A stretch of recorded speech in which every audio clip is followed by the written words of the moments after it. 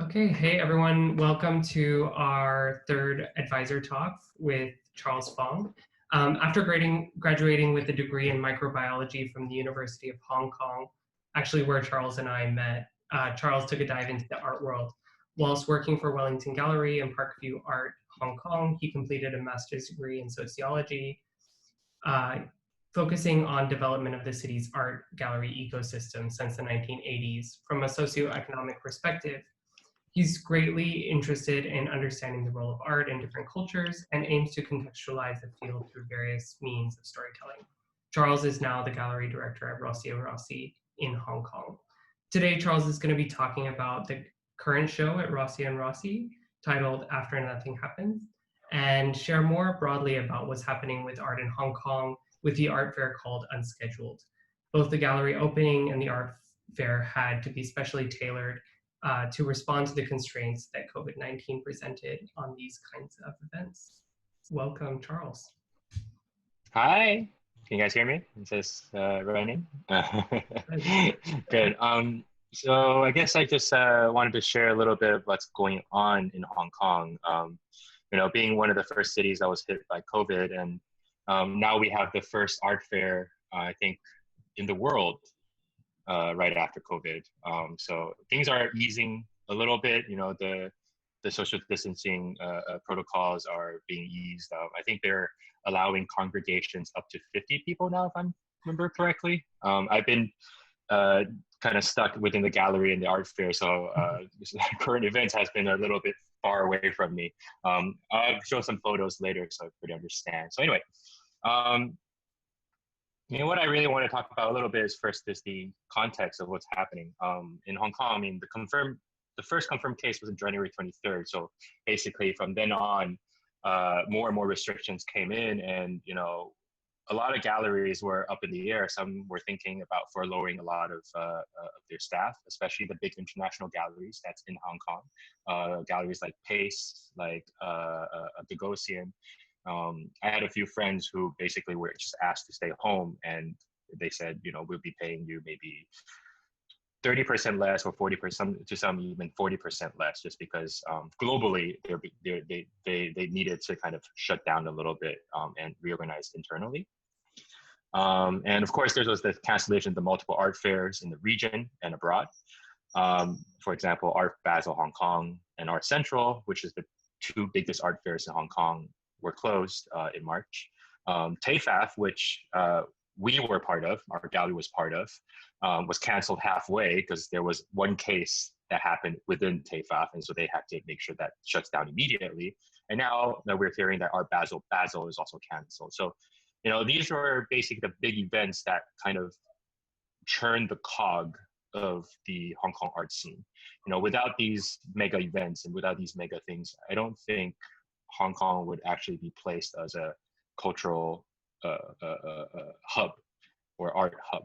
And it's because the ease of trade, and for that reason, Art Basel Hong Kong, Art Central became so of a pillar within the Hong Kong market, art market. So all of a sudden, these like mega events disappeared. We don't have them anymore, right? So for that reason, the gallery system seems to be also being halted. A lot of galleries do bank on these big events to happen so that they can make money. So when something like this that doesn't happen, galleries have to really quickly think about ways that they can monetize the kind of art they have. And of course, the first thing that everybody does is hop online. And I think online is probably the easiest solution, also probably the most difficult to get right. Like for example, Art Basel, they tried their online viewing room systems. It's basically a different version of their application system. In my point of view, it wasn't really successful just because it wasn't really flushed out. There were a lot of problems with it. Server crashed immediately when it went live. But I think they learned a lot from that, so that I think the current Art Basel version is much better. So that's good. And I think the one big problem is that no one is actually trying to answer how do we view art online. And I think that's the biggest question, actually, rather than how do we put things online. We should be trying to answer how do we view art online. And that's something that I don't think any gallery has been trying to address, or any kind of art fair is trying to address. In terms of our case, in our gallery for Rossi Rossi, right, our schedule was shifted by around 2 months, and it wasn't too bad. We didn't have to cancel any shows. For example, I know that some galleries had to cancel shows simply because they didn't have enough people to work, or they couldn't get the logistic figured out, especially when production happens in China. So those are the two big problems, right? Once COVID was in full effect, labor and logistics both got really affected. So a lot of the production that happens in a lot of the shows that happen in Hong Kong, the production was done in China. But the moment COVID happened, all the logistic routes were basically stopped, and so a lot of the production couldn't be done. And of course, people were being furloughed, not allowed to work, and things like that. So labor was also affected. So due to these reasons, we had to basically shift our schedule by 2 months, but it wasn't too bad. And for the other galleries, other galleries in Hong Kong, let's say the big international galleries, of course, they've been working on the online space. David's Werner would be the biggest example, right? The Art Basel, they have 10 viewing rooms just for a single gallery, which I find kind of ridiculous. But that's the only way that they can compete. Other things that the galleries are doing are developing online programs like talks, discussions. The fact that we're doing this is kind of like a way to combat what's going on. There's institutions that also focus on studio visits, so visit artist studios, and doing this as content, providing different avenues of storytelling to people. And for us, we started to produce video content, and that's one of the things I think that most galleries should move into, is producing video content. There's a lot of things that we could do there. I think video essays, for example, are a very, very popular way to get your point across, and I think for the gallery scene, that could be something that we should jump on. And also website development. If you think about a gallery as a place where you show art, then you really should understand how you show art on a website. So another thing that we've been doing is trying to develop our own website, learning and asking our staff, instead of outsourcing website development to outside, we're doing everything ourselves. We're trying to learn the code, to understand what's going on. But I think the biggest thing really is to maintain the production process. So, if you cancel shows, at least try to make sure that the catalog can come out. You have to continuously make sure that your story is being told. If you don't, then, maybe you get forgotten, maybe you miss the opportunities. I think the biggest thing during this time really is to maintain production process.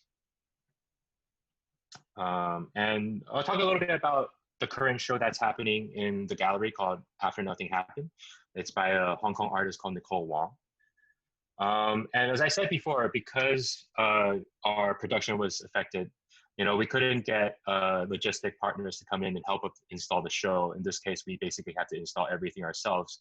Even the framing we had to do ourselves. So we found, the artist had found frames, and we had to recolor them and do all the shelving ourselves. Other things that you're seeing in the photos here, we had to construct out of scrap. And that really kind of pushed the artist in a different direction, because the artist, Nicole, is a conceptual artist, so she doesn't really understand how to manipulate a material like a painter or other sculptors. For this reason, she had to pick up a lot of different techniques. For example, how do you glue glass panels together to make a fish tank? Or how do you create a kind of a faded wood color in order to give that found frame feeling. So these are the kind of things that we had to do and try to figure out. A lot of times, big international shows or big exhibitions, a lot of the productions actually relied on as outsourced. The framing is outsourced. The production exhibition design is outsourced. The different items within even the pedestals and things that are outsourced. In this case, we try to build everything ourselves, utilizing the artist studios around the gallery, asking them to produce the pedestals for us and things like that. The idea really is to be able to generate more work for the artists that live around us as well. Not only for the artists that the name is on the show, but also for artists that's working around us. And this is how the show came together. So the work that you're seeing here are a series of canvas prints. This was printed by local printers instead of printers in China, for example. Usually production, a lot of these printed canvases actually happen in China because they're much cheaper to do it that way. But because of COVID, we had to change it completely. So we had to find local screen printers to actually print these. Here's another interesting object in the gallery right now. We have a self-playing piano. And it's also because of COVID that we were able to rent this for very, very cheap. Because nobody is going into the piano viewing rooms to view these pianos anymore. So they rather have it in a gallery than to have it inside their shop. They think that putting it inside a gallery could potentially boost their sales, actually, because they were selling it as an artwork rather than a piano there. And I mean, these are opportunities that I think anybody can actually find. There are businesses that are affected by a lot of retail business is actually affected by COVID. But you can actually take these items and ask an artist to, I guess, impart new meaning to them, so they produce new value. In that case, then it could be sold a different way. Here's another installation. All the frames that you see, we had to make ourselves locally. Here is a shelf that luckily actually was produced in China, but it only came 10 minutes before the show. It came in, so logistic was a problem. It was quite tight. So that was the show in the gallery. And here I want to talk a little bit more about Unscheduled. And Unscheduled is a project that came out as a response to COVID, because of all the canceled art fairs that I talked about previously. You know, a lot of galleries in Hong Kong do bank on the art fairs to make money, and the fact that we don't have any art fairs anymore this year caused a lot of difficulties for especially the small, medium-sized galleries that require the collectors to come during these big events. So Unscheduled was really a response to the fact that we didn't have anything this year and we needed to make something happen. So there's a few issues to be addressed before we can talk about the art fair, because first of all, the problems that the galleries are facing is sales. Of course, because COVID was running rampant in Hong Kong, no collectors wants to come to the galleries. It was really, really difficult to do sales, especially when the large international galleries basically take up the online space too much. The small, medium size have to think about other ways to survive. Another problem is exposure. As I said before, the large international galleries have the kind of reach online that small, medium size don't. And exposure was another problem. And also exposure for actual physical artworks is a problem as well. Other issues to be addressed include the cost of art fairs. I don't know if you guys know, but for example, Art Basel Hong Kong booth costs around $60,000, and that's not including production. So just by entering, you gotta pay $60,000. You gotta think about the type of art you have to bring, and if you're able to make that $60,000 back first. And this is before talking about production. So usually doing a show in Basel costs you maybe around $100,000 or $120,000, and that's normal. So one of the problems that needs to be addressed was the fact that art fair cost was so high. So if we're to put up an art fair ourselves, we got to make sure that the cost is low enough. And of course, in Hong Kong, the biggest problem is space. Where can we do something like this? Because outside of the convention centers, outside the big venues, mega venues, there's not a lot of places in Hong Kong that we can, gather a bunch of galleries together to do a show together. Luckily, we were able to have help from a museum and by the name of Daikun Contemporary. Daikun is basically it was a kind of a refurbishing project of the old police headquarters. And they changed the old police headquarters into a sort of a museum cultural space. And they were nice enough to provide the space to us and told us that we could utilize the heritage buildings inside. Other things that we kind of decided was, for example, we didn't want any aisles in the art fairs. If you have ever visited any art fairs, you'll notice you'll be walking on hallways and then you'll have all these booths around you. I'll show a few photos later so you guys understand what I mean. But in this case, the art fair is situated in a grid design. And so it's quite free flow. People can walk from room to room to room. And it's almost like a kaleidoscope or a sort of a mirror room in an amusement park. Another thing that we had to make sure we do is that we operate at cost price so that the charges for the exhibitions and for the exhibitors can be low. And I think the most interesting thing here is actually the ticket sale sharing idea. That because this event charges tickets, half of the ticket sale actually goes back to the exhibitors. And this is something that I don't think any art fair has ever tried. But the idea is that by doing this to build a sense of community, and that it's not really about the sales of art anymore, but to be able to present a good exhibition that people can buy tickets to, and that we can actually cover the cost for the ticket. And I think those ideas kind of basically only happened because of what was going on in our environment. So this is the construction photos during the for the fair during the build-up, and you can see like how we worked with a local architect firm called Fong Architects, and they were the ones that designed this grid structure, utilizing this kind of dome to lead from room to room to room. So when you're walking into it, it feels like a mirror room of an amusement park. Oh, sorry, my cat is meowing. Okay. Sorry, I'm back. So the architects also utilized a lot of the features of this heritage building. For example, the domed windows that you see basically inspired the domes of the doorways that people go through. And because these constructions, you're able to look at the space very, very differently. So, and imagine being able to do an art fair in a temple-like space. This is.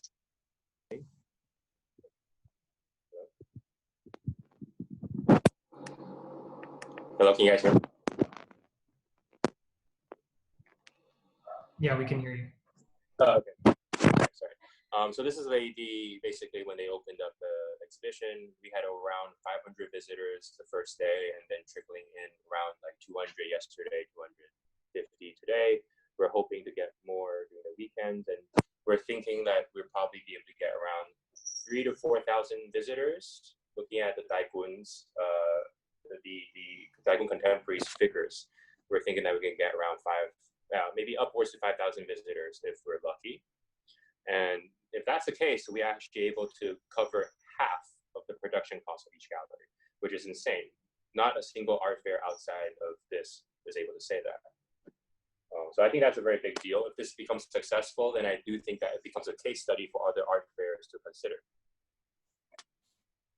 But yeah. So some thoughts about it for the future, art fair structure needs to change a little bit in terms of how it operates in the ecology. It eats up too much of the gallery's resources, especially for the regional or small medium-sized galleries. And the current structure of art fairs forces the focus on sales rather than presentation, unless you have the money to spend for presentation, right?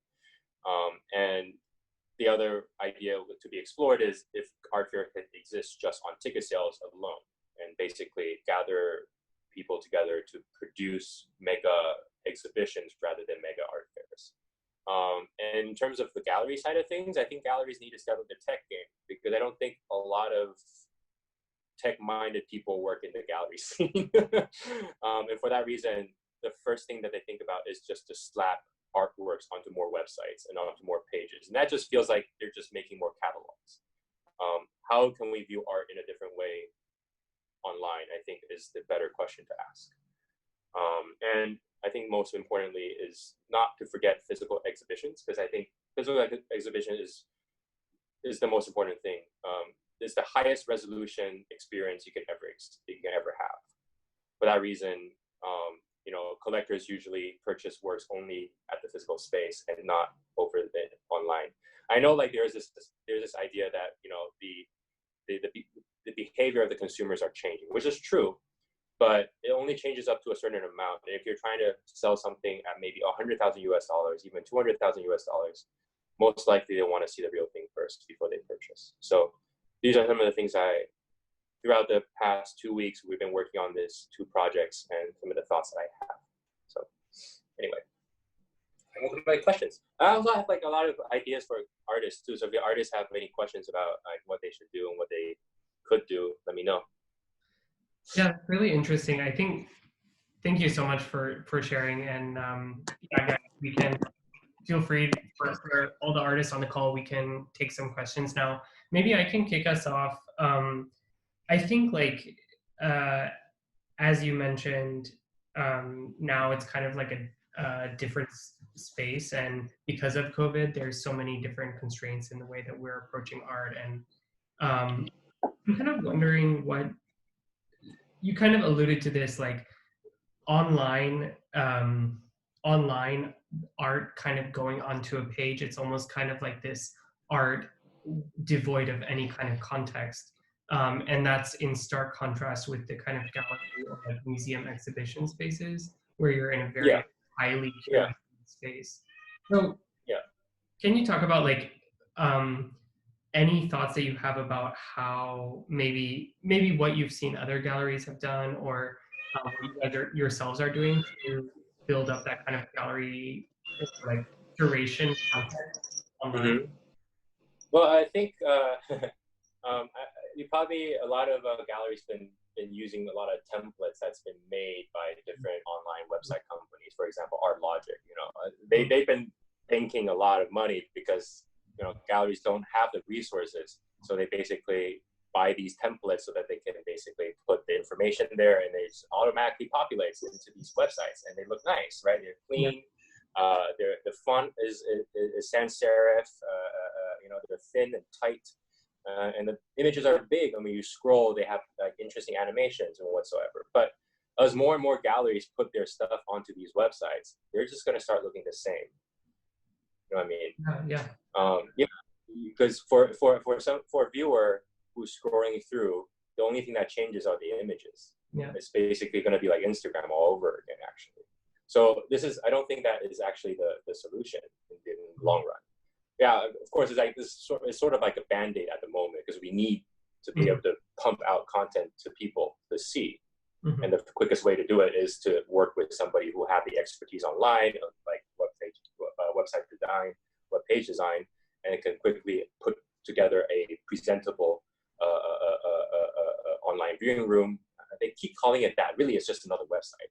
Yeah, I saw that too. I saw the Art Basel viewing room, and I was like, isn't it just like a picture on a blank screen? For me, I feel like the auction houses do a way better job of creating this idea of online viewing room than the art fairs. It's completely out of the art fair element, actually. But because the auction house have been doing the online marketing for so long, they know how to play the game much better. But they didn't take the cues from the auction houses. At the same time, I understand that they had a really tight timeline to work with, right? They canceled the show like almost 2 months ahead of time, and they had to come up with a contingency plan immediately. So I understand, like, the first time they do an online viewing room fair is going to probably not look great. One thing I have to say, though, I think one thing that's really, really good on the Basel online viewing room is the fact that they basically leveled out every single gallery to the same level. Because when you go to an art fair, you get wooed away by how big the gallery space is. And, usually it's the big international galleries that get the biggest space with the nicest floors and the beautiful lighting. But in the online viewing room case, everybody, doesn't matter who you are, you only get 10 works. So all of a sudden, everybody is leveled down to the same amount of artwork they can show, and even within the same constraints, right? Because everybody can only do it online. So the only thing that's changing in that case is the artwork. So I thought that was actually a good thing, because then, there's this idea that, are you buying the art or are you buying the brand? And I think by doing this, you eliminate the brand a little bit more. Yeah. So I think that's one good thing that came out of that online viewing room experience for me. Yeah. I have another question. I think you kind of started talking about it a little bit with your opening at the gallery, where the artist had to shift a little bit their understanding of the medium, almost like they had to learn a new medium, which is construction or fabrication. Exactly. I want to ask, like, what do you think now that we have COVID-19, and like, what do you think the best, or what's the advice you would give to artists in investing in new mediums? Is that online, you know, understanding how to share your work better online? Is it offline, like learning these kind of skills? Like, what would your recommendation be? I think learning to code is never a bad idea. I think I mean, the world is moving towards that way. There's always something that you can do with coding, and it doesn't necessarily have to do with your practice. But imagine being able to create your own website the way you want it, rather than using links, right? Like, that's a huge plus already, especially when a gallery goes to your website. They notice that it's not a template. You put some heart into it, right? I mean, these are places that we pick up on as gallery people. You know, sometimes we really don't even, this is kind of bad to say, but sometimes we don't even care about what the artwork looks like. You know, we only care about how the response is in this case, right? But we do care about the other things surrounding the artist, how they look, how they present themselves. Recently, I've been engaged with an artist who was taught by a extremely documenting kind of art kind of professor. So the professor is really adamant about making sure that all the artists that she taught keeps all the diagrams, keeps all the drawings, and every single doodle that they made, and then archive it, because those are important things. And now it's showing, because this group of artists have so much content to talk about all of a sudden, right? So even if you don't try to learn new techniques, approach your work a different way. You know, you can archive your things in a different way. You know, organize your thoughts in a different way. I feel like that's something during this time artists can do, because you guys have the time to do it right now. Yeah, it doesn't have to be learning new techniques, really. Perhaps, like, you know, a new approach. You know, if you've never tried to organize yourself in a certain way, try organizing yourself that way. Maybe you will find something out of there, right? I think artists are heroes, right? Because they dive into chaos, they figure something out, bring order, and then they bring that object back to us and show us what it is, and you know, keep on doing that. But you can do that in a different way.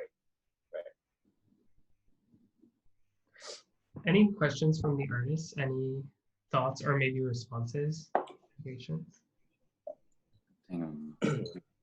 can ask me how to monetize your works. I can answer that, maybe.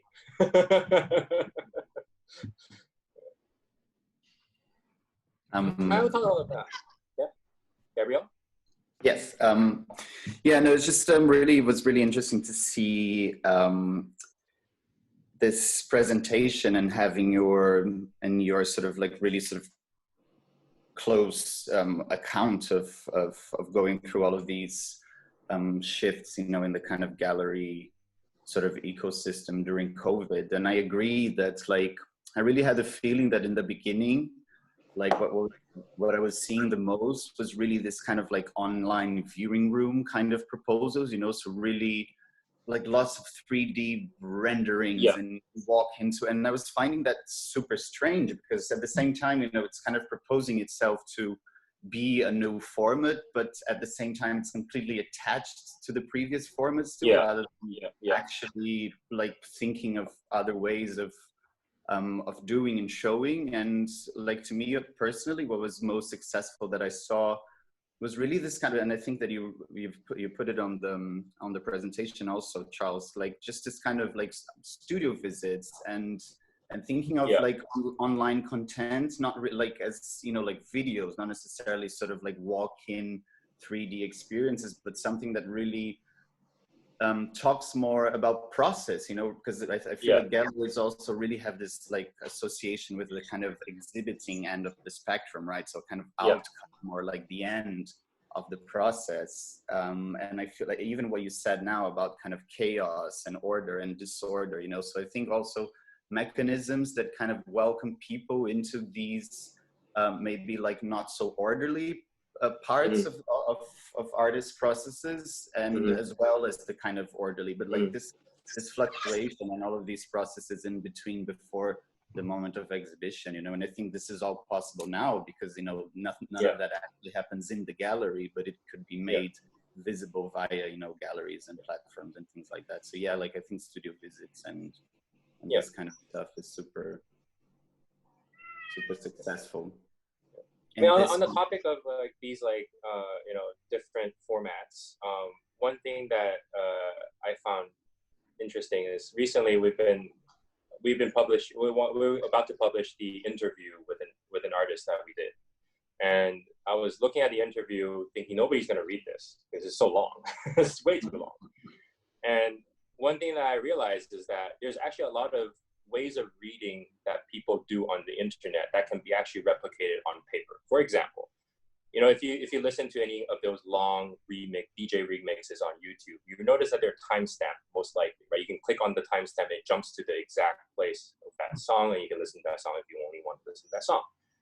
You can do that with an interview. You timestamp every single thing that you say, and you basically create a table of contents, and you list out, okay, during this time and this time, we talk about this, during that time and that time, we talk about this. All of a sudden, you simplify the way people read it.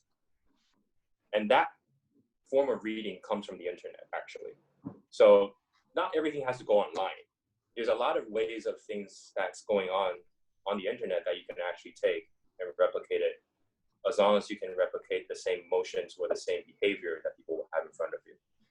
So in this case, you know, in front of this interview that we did, instead of reading it, they can just read the table of contents. They can get the gist of what we're talking about.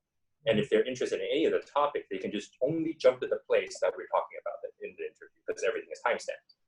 So, you know, there are ways to actually get people to do things even outside of the internet, actually, I feel. You just gotta think about them. Yeah, that's super interesting, actually. Like, I was thinking now, like, I never thought about this before. It's completely, like you just said, completely, like, even with podcasts or like audio stuff, exactly. you know. Can you replicate that onto like paper, or, you know, the formats that they do there? Long form interviews is very, very popular at the moment. People like listening to them. Can you replicate that into the gallery to get attention, to get audience in? I think that's something that, you know, to think about. Yeah. And I think I have this thought like about sculpture, because sculpture, it's about space and body and material, and it doesn't make sense to see a sculpture on a screen. Something like a picture that is about pixels in pictorial things in video and that have a context. But how do you see sculpture, you know, and how do you see a phenomenological piece of art? Like, most interesting thing is to see the process. Totally, that you can see. But like a sculpture, I think we just have to wait to see a sculpture again, like to be. You guys know the story. You guys know the story of the, you know, blind men trying to touch an elephant, you know, and then they all try to describe what it is. So there's this story of 3 blind mice, and they're all blind. They're touching an elephant, and they're describing to each other what they're touching. And I think a lot of this idea, a lot of the online initiative is basically that we don't know exactly what we're feeling up. We're just kind of shotgunning at the moment. Okay, we could try this online viewing room thing. We can try these like studio visit thing, and I think we're slowly figuring out what kind of content can galleries do online now. Like, as you said before, right? Studio visits are very good. Showing the production process, showing the process is very important. And to your question about like what I think about sculpture, my cat is causing havoc. I don't have an answer for that. I'm sorry. I that's something that I've been talking to a few of the material artists that works in Hong Kong. You know, I have this artist, Andrew Look, that deals with like styrofoams and blow up foams and different types of like acids to melt the foam and creating textures like that. How do you replicate that on the website? It's so difficult. It's so difficult. So even he doesn't know. I mean, we can showcase a video of it, the process, but then at the end, you still don't get the effect that you want, right? Yeah. So we're still figuring out here. I can tell you that. I mean, we're still trying to figure it out. We don't have the answer. Yeah, I think like the answer is time. Yeah, because I think when you think about sculpture, you need the public to see even the material. You need to see the wood and to see the glass or the wax or or the space, you know, because you have all and sculpture is about that, because even the people, the viewer don't understand the sculpture, they will understand wood, and they know the sound that wood does and the sound that glass does, and then they don't need to touch, but they need to be there, immersed. And and you can do like beautiful pictures about sculpture, but it's always different. I think it's time, the answer, really. I mean, like, for example, like we have this work right here, and and I mean, for the artist, the point is that it looks like a bookshelf, but it has to project a shadow that looks like a swimming pool. That's the point of the work. How do I represent that? Yeah, sorry? That's water in the shelves, or no? Ink. It's black ink. Black ink. Black so ink. it's basically a non-functional bookshelf, because the moment you put a book in there, it basically destroys it, right? So that's kind of the idea. And then the reflection, actually you can't see on the rooftop, on the ceiling, but because there's ink inside, the reflection on top has that watery ripple. You kind of see it on the back of the window of the wall over there, but on the ceiling, basically it will ripple as the aircon is blowing it, so it even reinforces this idea of a swimming pool for you. So I mean, like we had the problem. I mean, I took a photo to show everybody what I've been doing, but like, how do I, if I were only going to represent this online, I don't know how to do it, because then you have to think about how do I, you know, show that it's a swimming pool shadow, and then how do I represent also the reflection that's really also important about the work. And they all exist within the space, because it depends on what the space looks like. So that's a good example, because of the ink. When you're there, you can smell the ink. Exactly. You can see, and I was seeing like something from the picture, but it's kind of difficult also. Well, the thing is, like, I think one of the good things is, like, you can show them this photo and you can describe it to them. It's kind of like a sommelier in a way. They're trying to describe what the taste of the wine is kind of like until they actually see the real thing. Sure. I mean, it's a way of storytelling almost, right? I mean, this is just a process of storytelling, and it's a different way of storytelling. I used to, my roommate used to be a French sommelier, and he would always tell me the trick of selling wine is, before they drink it, you put the image in their head, and then you tell them it tastes like gooseberries or stone fruits, whatever, and then they will taste it, because if they believe it, if you sold it well, then they will believe it, even though maybe it doesn't taste the way they taste, right? I think in this case is kind of similar, right? We can show this image, tell them what it's like, tell them the concept and things like that, and the things that you will feel when you see it. And then I think if the story becomes compelling enough, and then when they actually see the real thing, and it is the exact same experience that you actually describe, all of a sudden you have a very compelling experience, right? And then maybe that will push them to purchase the work. Who knows? But I mean, what do you think about it as a storytelling? What do you think, Charles, about, like, we had a discussion on one of the previous talks about the idea of, like, slow art or fast art, or slow viewing and fast viewing. And I think right now, like, we're on digital platforms, we're used to this very high speed consumption. Like, if you're on an art Instagram, it's like 2 seconds max, you're absorbing some content. And like, some mediums like painting, it might lend itself well to this kind of consumption. But for example, sculpture, or like maybe even like theater or playwriting, like writing, it's not a medium that's gonna be like this super fast consumption. What do you think? How do you see, like, or do, maybe, I guess we haven't come to an answer yet, but do you see any themes or maybe opportunities for stopping people to view online, or like, do we need to bring them into a space to experience that, or create a digital space for them to experience that? Or I think there's a few things that can be done, probably. I think first, like, what, as an artist, can you manipulate your medium to match how they consume? Like, if you think about it that way, right? Then maybe you can get an answer. I think that's one approach. The other approach is just to tell them, you know, yeah, you can consume art that way, but you know, when you make sure that when they actually see real art, it's much more compelling than when they are seeing it on Instagram, right? I know artists who only send out low resolution photos for this reason, right? So even though we request like high resolution images will only exist in his catalogs, but any of the images that goes into Instagram or any social media is really low res actually. The moment they increase the size by a little bit, the whole image is destroyed. But I mean, these are things that artists that I know have been done.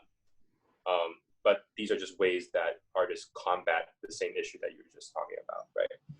And in terms of like this slow and fast art, I think there will be space for any form of art. Of course, like if you want to be successful, then you should probably put your, you know, it's kind of bad to say because you're kind of sacrificing your artistic integrity by doing this in a way, right? Because, you know, if you really want to be successful, then look at what the mainstream is doing and, you know, figure out a way to also attach yourself to the mainstream, because trust me, it's going to be hard if you want to go against the current. That's just the truth. Yeah, it's as simple as that. And yeah, I don't think it can be changed, because it's not just about viewing art; it's also about viewing everything else. So how can you change that behavior when you're viewing news the same way you view art? You know, you're viewing entertainment the same way, right? Like, I mean, the gossip entertainment cycle is basically so fast that you lose attention immediately after somebody else gets, you know, another news come out. So I don't think there's a possibility to change the way people consume, but the only thing that you can change is how you can meet their consumption. Yeah, I think that's probably the better way to look at it. Maybe. Yeah, but of course, then does that, you know, danger your artistic integrity? I think that's up to you. Then it's up to every single artist to answer that. I can't answer that for you, unfortunately. Yeah, we could talk about it though, like specific examples and things like that. But you know, it's hard to like generalize. Yeah. Pedro, did you have something? Well, yes. Besides the idea of artistic integrity, because I think that that's something that can be discussed. Some people can be really authentic, adapting their art to Instagram or whatever platform. But I think that it's interesting to think that another way appeared between the people that is funding the art and the artist, especially for, well, I've seen it with visual artists, photographers, even musicians and composers. That is, I mean, in the past, in the present world, we as artists, we have to sell something. We sell an object or we sell an experience. Yes. One of those. I'm a sound artist and musician, so I sell experiences. I don't sell objects. But the idea is that with the new social platforms and even with crowdfunding and with this idea of platforms like Patreons and people uploading their content to Instagram and YouTube and other platforms, it's appearing another kind of thing that is the mass public, the mass audience is starting to act like patrons. They are not purchasing like a drawing or a painting or they are not funding a composition from me. But the idea that they are participating and they are saying like, we like your work, we want you to continue doing it. Yes. And it's a new way of appearing. I think that the problem with art fairs and the idea of art galleries, not the problem, but I think one thing to think is that the online content has been appearing from years ago. It's nothing new. I mean, it's like maybe a big part of the art world needed the COVID to realize that there was something happening besides that. And it's really interesting. Just one more thing that when you said that about selling tickets, like one way of funding art exhibitions, I think that there appears the problem again. There is one, we have like this kind of two audiences, like the one that goes for the experience, that is, they are willing to pay for a ticket, and the one that is going to purchase an object. Yeah. But just that. Mm-hmm. I was about to talk about Patreon a little bit because I recently became a patron on Patreon for an artist. I really enjoyed his content, and it's funny because back in the good old days, I guess, artists are basically lived off of patrons. So we're actually moving back to the old ways, just online. This is kind of funny, I thought, and I think individual artists could live off Patreon. I do know a few of them that do that, and they enjoy working with their audience that they like. Because the thing about Patreon is that you don't have to answer to anybody anymore. You only answer to your own audience, which is incredibly liberating, probably for most artists, actually, right? You don't have to answer to the galleries. You don't have to answer to the galleries, press, and things like that. You just talk to your own community. And I think if you're a good person, if you're somebody who is able to build a community like that, Patreon is the best platform for you. Yeah, I agree. One of the things that I want to do in the gallery, we support a few local Hong Kong artists, and every year we do like a small summer show for the graduates. Some of them graduates, some of the younger artists that's working in Hong Kong, just to give them a space to do exhibition. And for that exhibition, I thought we could basically totally fund it only from Patreon. There's a difference when you're bringing an artist from overseas to your gallery versus you're trying to establish an artist in your region. And I think, you really do need a local audience for your local artists in order for them to grow. If you're only relying on foreign artists, foreign clients for your local artists, then when something like this happens, then that artist is not going to be able to survive.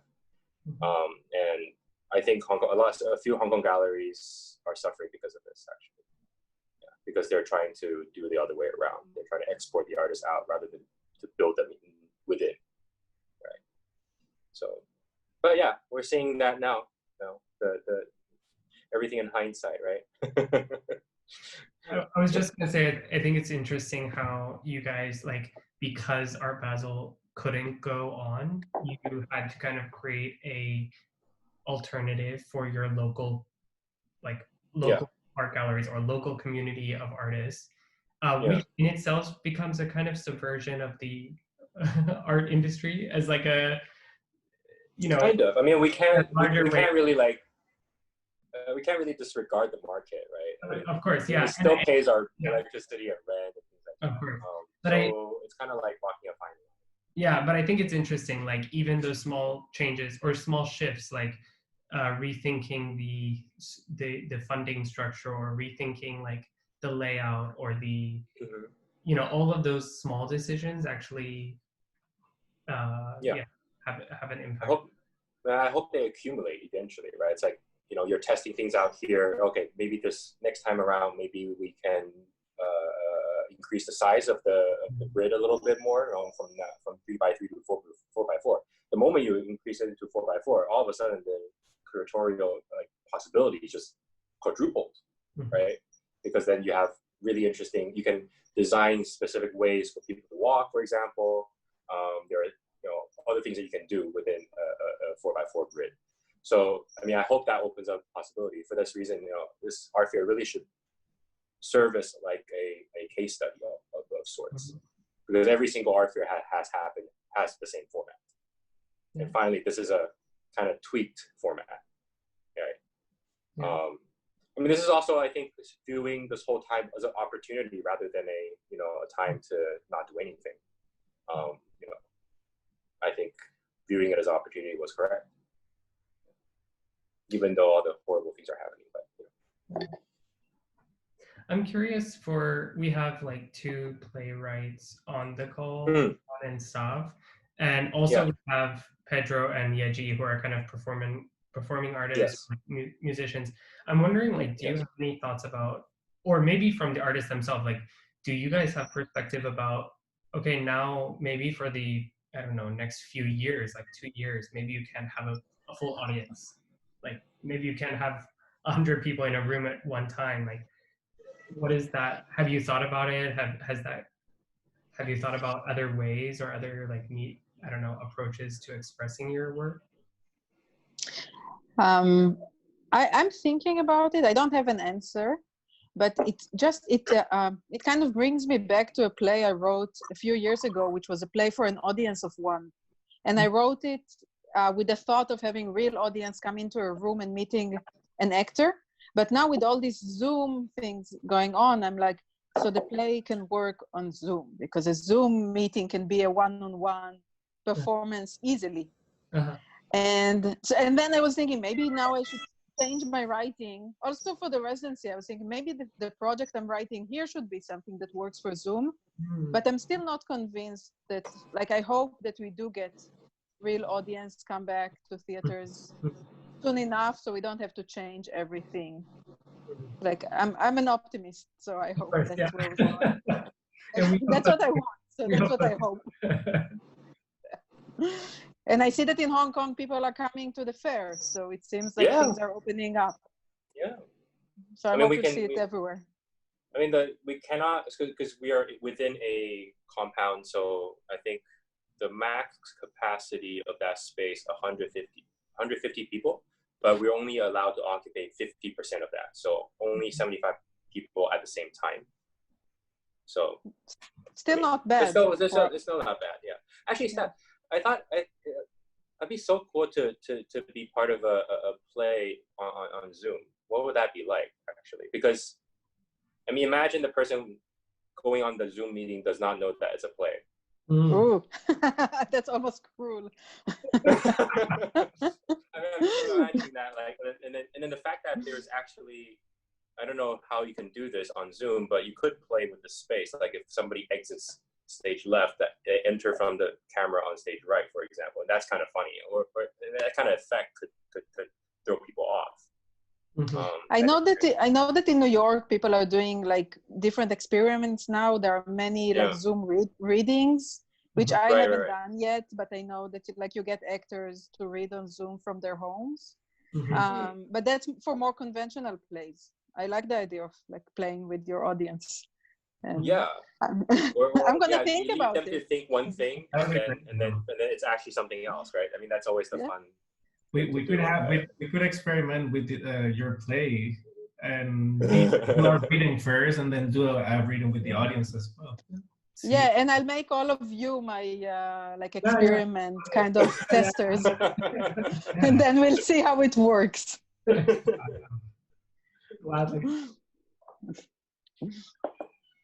Any other thoughts? Anyone else on the call? I just think the role of the artist is to make beautiful art, and I think what fascinates me usually about art is the story behind what I'm seeing. It could be that I learn about it previous to see the work, or I learn about it after I see the work, right? So there's always that middleman or person, and that needs to promote that story. Who is Fong Fidi? Who is Ye Young, right? And understanding the mystic around the piece of art that we're seeing it's what personally fascinates me, right? When you think about Dali, when you think about plays like Hamilton and things like that, there's a mystic around it that I've never seen it in Broadway, but I know that I will, and I want to see it in Broadway one day. I never saw the Starry Night when I was a kid, but I knew that I wanted to see it, and when I finally saw it, I was gasping, right? So those are extreme examples, but all of these are, what personally fascinates me is the story around it, right? The mystique around it. And I think there's, as a gallerist, I guess that's a major piece of work, whether we do it online or, and when I think online, I think of my job as a digital advertising person. There's plenty of things that can be done, right? And there's a lot of things to look after, like from copyright to the user experience on that website and many other features that you can add there, right? So the role of that middleman that tells, the artist does the part of making this beautiful art, that's the biggest part of the job. But then it's that other section of someone who promotes it, right? Who tells the story, right? Yeah.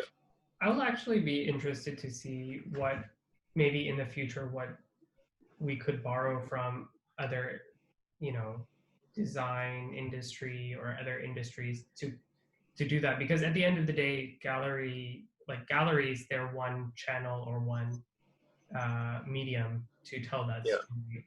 And I think because of the art industry, the way it works, and the fairs and the galleries, that it has been the channel and the medium for so long. But I feel like the digital medium could be just as valid. It's just they haven't expressed themselves that way yet. Yeah, exactly. Yeah, we're in the midst of figuring out how it should look like within the digital realm, I think. Yeah.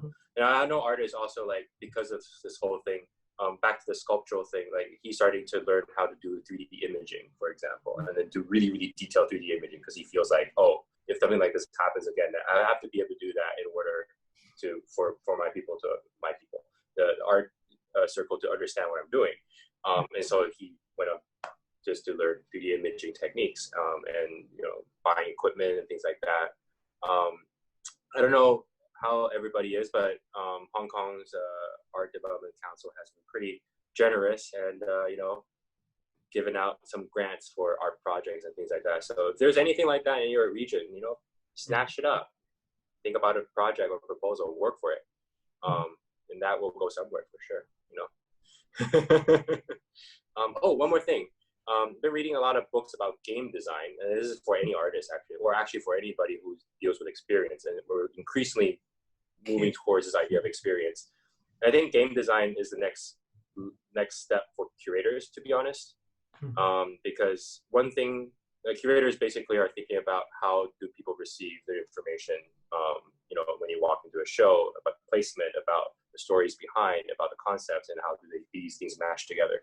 And that's basically what game design is. It's basically creating a world that is cohesive, that understands each other, the lighting and the shadows do work together, the sound works together, things like that. And those are all aspects of game design that I think a lot of artists and curators can actually take note from. And one interesting thing from game design that I don't think any other design actually, well, maybe not every other design, but especially game design, they think about difficulty as a part of the design. And I think that's something that curators don't usually think about, or I don't know if they do think about, at least with the shows I've seen, I don't think they think about this, is that I feel like one of the ways to lead people into the show is really to have a difficulty curve. You have easy things to digest in the front, and as you move towards deeper into the exhibition, you unravel more things. You ramp up the themes, you ramp up the difficulty of understanding. And if these are things that I think, things, we can think about taking cues from other designs, taking cues from other parts, other domains of knowledge.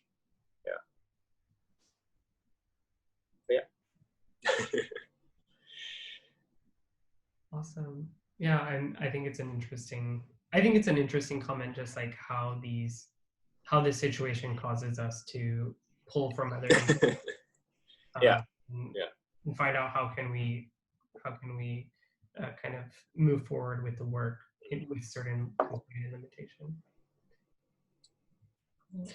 Anyone else? Any other thoughts or questions? I know we're past time already. No? Awesome. Well, thanks everyone. This has been really great. Thanks so much, Charles, for being here and sharing. It was really inspirational. Hi. She's been it's supposed to be her playtime. That's why she's been knowing and asking me.